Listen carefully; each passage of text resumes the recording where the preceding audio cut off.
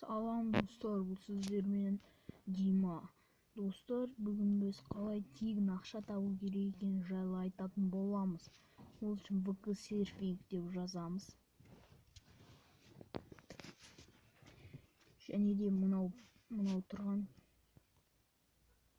қазір. Мынаны басамыз. Біріншісін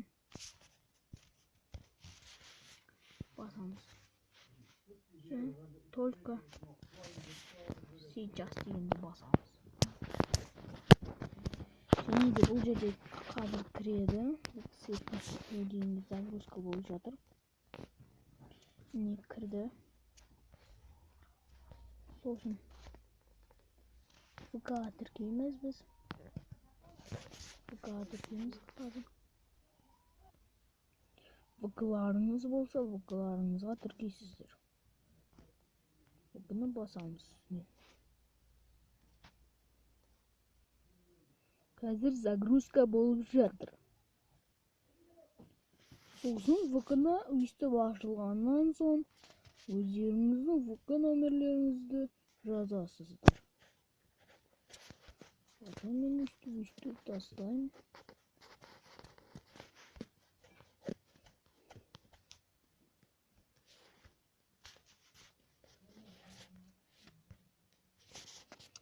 Мен өзімнің ВК номерімді жазатын боламын.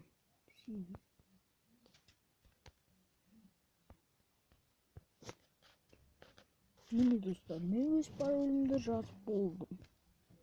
Енді вводи дегенді басамыз.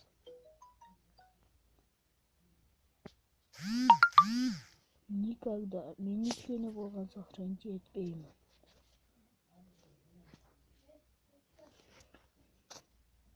Міне дәл өйстіп сіздерде ашылғаннан соң мынандай загрузка заданиялар шығады. Міне менің ВК-мда 2,7 не бар. Мынаған друзья тастаймыз. 2,7 рубль бар. Енді анаған заданияны орындаймыз. Міне достар, біз бұл Александр Коломняц дегенге подписаться етеміз. Друзья тастаймыз.